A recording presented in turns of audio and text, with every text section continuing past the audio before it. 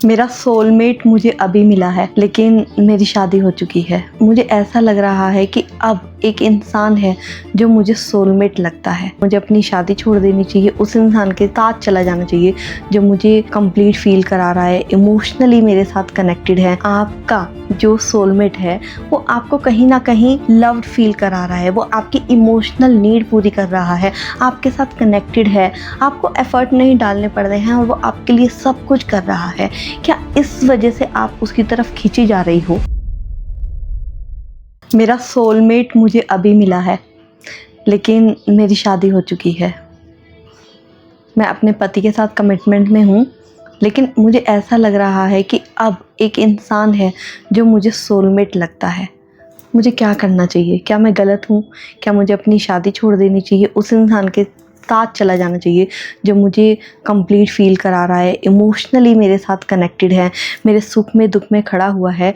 या फिर मुझे मेरे हस्बैंड के साथ रहना चाहिए जिसके साथ मुझे इतने साल हो गए हैं और मैं जिसके साथ कमिटमेंट में हूँ?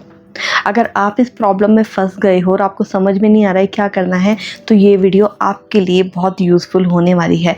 क्योंकि मेरी कितनी ही क्लाइंट्स ऐसी हैं जो इस सिचुएशन में फंस जाती हैं, जो उन्हें नहीं पता होता कि मुझे करना क्या है।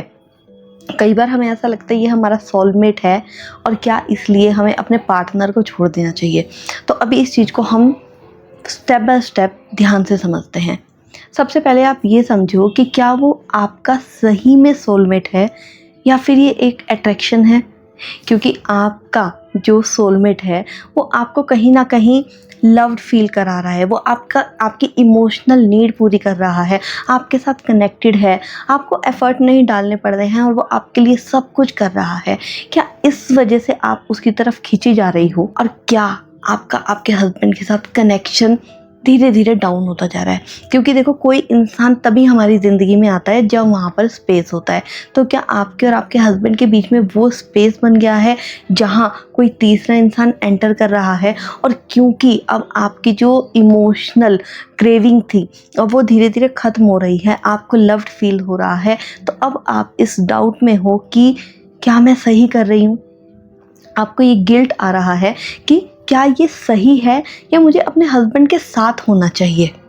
तो अभी आप ये समझिए कि जो सोलमेट है वो खुद नहीं मिलते, सोलमेट बनाए जाते हैं। तो क्या जब आपने अपने हस्बैंड को पसंद किया था वो आपके सोलमेट नहीं थे?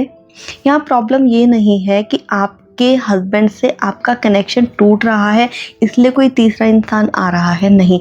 प्रॉब्लम ये है कि जब ये कनेक्शन टूट रहा है, हम इस कनेक्शन को सही करने में वर्क करते ही नहीं हैं। वो इंसान भी विड्रॉ करता है और हम भी बोलते बोलते कहते कहते ये सोचने लगते हैं कि शायद सामने वाला इंसान समझेगा ही नहीं, छोड़ दो, शायद ये मेरे लिए बना ही नहीं था और मेरी बस इससे शादी हो गई। और वो जो क्रेविंग हमें इमोशनल कनेक्शन की होती है वो कहीं ना कहीं कोई और फुलफिल कर देता है।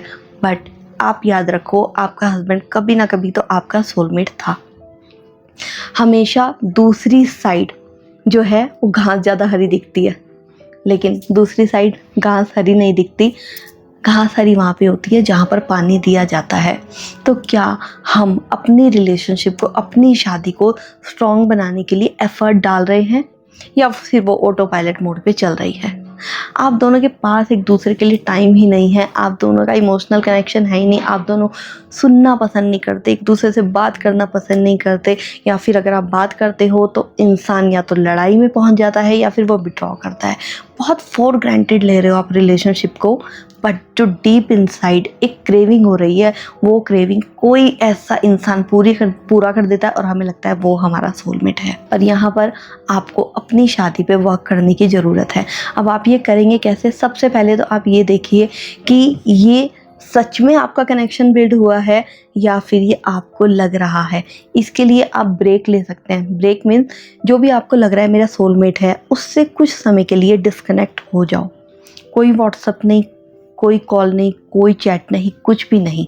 और अब आप इस स्पेस में ये देखो कि आपकी जो रिलेशनशिप है, आपकी शादी, उसमें कहाँ गड़बड़ हो रही है और कहाँ किन चीज़ों पे वर्क किया जा सकता है।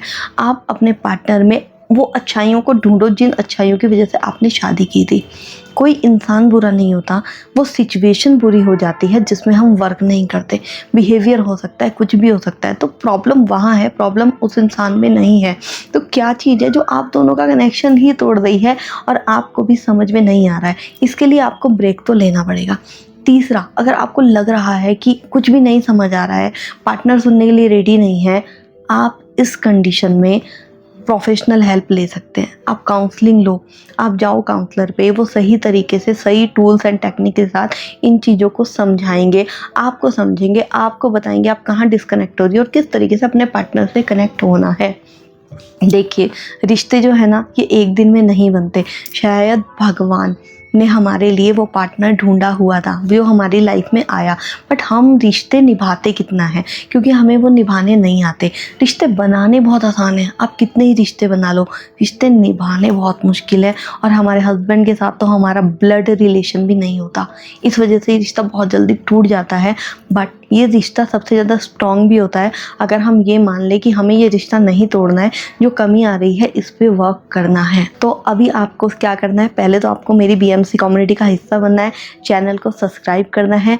क्यों? क्योंकि मैं एक फ्री कोर्स ला रही हूँ आपके लिए कि आप विदिन 30 डेज़ किस तरीके से अपनी रिलेशनशिप को इम्प्रूव करें। ये कोर्स बिल्कुल फ्री रहेगा। आने वाले टाइम में आपको इसका लिंक डिस्क्रिप्शन बॉक्स में मिल जाएगा। दूसरा, आप कमेंट बॉक्स में जाके ये बताने वाले हैं कि क्या आपके साथ ऐसा हो रहा है, क्या आपने ये ब्रेक लिया, और अगर ये ब्रेक लिया है आपने तो क्या चीज़ें आपको समझ आई हैं। और अगर आपसे तब भी ये नहीं हो रहा है तो आप मेरे साथ क्लैरिटी कॉल बुक कर सकते हैं, उसका लिंक डिस्क्रिप्शन बॉक्स में दिया हुआ है। तो see you in the next video.